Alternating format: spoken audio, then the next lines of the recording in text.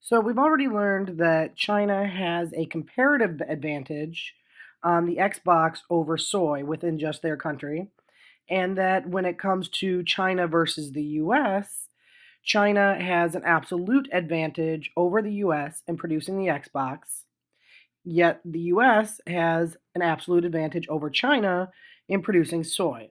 So let's take a closer look at some of the factors that go into this. We're going to start first by we're just going to block out the US here and look just at China and the information for China. So, just looking here at China, can we see why they have a comparative advantage in making the Xbox over soy? Let's start at the top. So, they have 20% of the world's population, a big chunk of people. And their average farm workers only make $1 per hour. Thinking of that, it seems like it would be easy for them to make soy, that they could make it cheaply. Yet, if you look at the next line, they only produce 8% of the world's soy, and they consume 40% of the world's soy. But the next one gives it away. They only have 9% of the world's farmland. Because their population is so big, they don't have a lot of free land for farming. So even if they dedicated all of that farmland, all of that 9%, to soy, they might still not be able to produce enough. But they also have other things they produce, such as wheat. So they can only produce so much soy. And then if you look down at the information for the Xbox, their average factory worker only makes $1.26 an hour. And they produce 100% of Xboxes, yet they consume 0%, which seems weird. How can any country consume only 0% of an Xbox? Everybody wants an Xbox, right? Well, the Chinese government has outlawed all video gaming consoles. The only games that you can play if you live in China legally are computer games like World of Warcraft or Diablo for PC. So they don't consume any of them. They think that the video games would corrupt their youth, although they are actually currently in talks to possibly start allowing the sale of Xbox, specifically just Xbox. So their factory workers only make $1.26 an hour, so that's cheap labor. And it doesn't take as much space to have a factory as it does for farmland, right? So that's why they have the comparative advantage on the Xbox over soy. Now, if we unblock the US here and let's look at the US alone, we're going to block out China now. Why does the US have a comparative advantage on making soy over the Xbox? So the US has 4.5% of the world's population. Our average farm worker makes $14 an hour. That's considerably a lot more than what we saw in China. We have 46% of the world's soy produced in the United States. That's a huge number. It's almost half. And then for our soybean consumption, we only consume 29%. So this leaves a big chunk of soy left to sell to someone else or trade to. And we have 18% of the world's farmland, twice what China had. So we have a lot of land that we can use for producing this soy. Now, there are some other factors that aren't on this table also, such as the technology. We have a lot of really good farming technology, not just irrigation, like watering the plants, but also biotechnology. Big scary word, but really it's simple. We can modify the genes of plants so that they don't die of disease and so that they produce a better yield, which means a better output. They can produce more soybeans per plant than a non genetically modified plant. So we can produce soy a lot better than a lot of other countries, including China. So there you go. There's our soy. We know we can produce soy. We can do it fairly cheap and have a good output of soy. If we look down at the Xbox now, our average factory worker makes $23 an hour. That's significantly more than they did in China. And 0% of the Xbox Ones are produced here, yet 50% are consumed here. So half of Xbox Ones made in China come over to the US for our consumers or buyers to purchase. So you can see that $23 an hour versus $14 an hour for a farm worker. There's a big part of the advantage there, the comparative advantage now, because we're just looking at the US. So in labor, it cost us a lot less to make soy than it does to make the Xbox One. So that's why we have a comparative advantage on making soy. Okay, so now let's open up China and look at both and figure out why the absolute advantage is.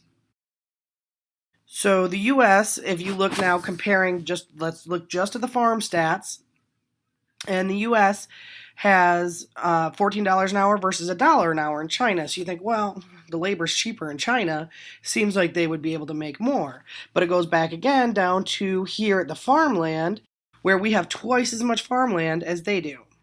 So we can produce a lot more on that land. And then plus, remember the biotechnology, that big word I threw out a few minutes ago?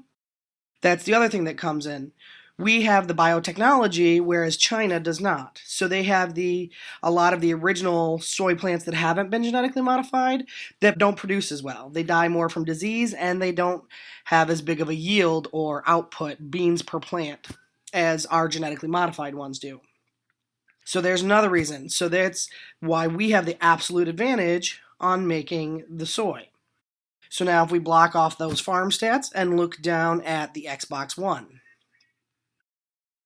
their factory workers make like a 23rd of what ours make. So it's a lot cheaper for them in labor to produce the Xbox, and it takes 11 hours approximately for labor to make one Xbox. So in China, if you have it made in China, it's only costing you $14 to make it. And if you were to have that same product made in the US, it would be $259 just for the labor, the hourly wage. There are also other factors to consider. For example, 11 hours, that's longer than an average US workday. So to make one Xbox, they'd have to do it on 2 different shifts. But in China, they have 12-hour workdays. So one worker could produce one Xbox while they're there and only make $14. So it would only cost $14. It's all made in one day, all by one person. Very fluid and consistent. The other big thing is insurance. Most US companies, and especially for factory jobs, provide health insurance to their employees. In China, they do not because the government provides them with insurance.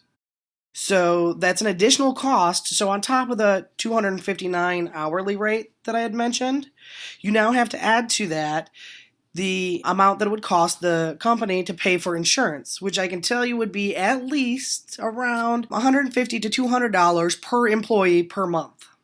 So we'd have to do some crazy math skills to figure exact how many dollars per hour per worker that comes into, but it would add at least another couple dollars per hour. So even if it's just, say, $2, and I'm just kind of making that up and going with it, if it's $2, that's another $22 onto the cost. So now instead of $259 to have it made in the US, it's $281.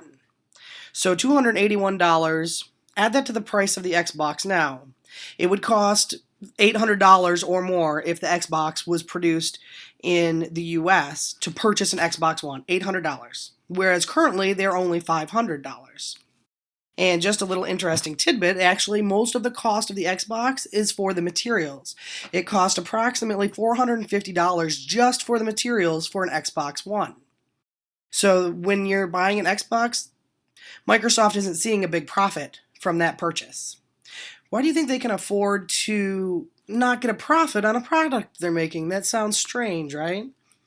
Think about it for a second. How else could they get money from you? If you buy an Xbox One, if they're not getting it, when you buy that box with the Xbox One in it, they're getting no profit. Where do they make it up? If you haven't thought of it yet, I'll tell you, the Xbox Live account that you have to go with it. There's $10 a month if you pay month to month. And then on top of that, games. Games are super expensive. They don't cost that much to make. So there's 2 ways that they get profit, not in that box, that first box that you buy, but and their long-term profit, because you're going to have to pay that Xbox Live account every month for as long as you want to continue playing online. Now that we've learned all these interesting facts about the Xbox One, let's just do a quick review over the absolute advantage. So the US has more farmland than China, and although our workers' wages are a bit more for farm workers, they're not so much more as to make it difficult for us to make the soy. And then we have that biotechnology that helped us out. So that gives us the absolute advantage on making soy. We can make it more efficiently, cheaper, because of our land and because of our biotechnology. That gives us the absolute advantage over China for the production of soy. China, then, on the other hand, because of their lower hourly wages for factory workers and because they don't have to provide insurance for them, they're able to more efficiently make the Xbox One at a cheaper cost.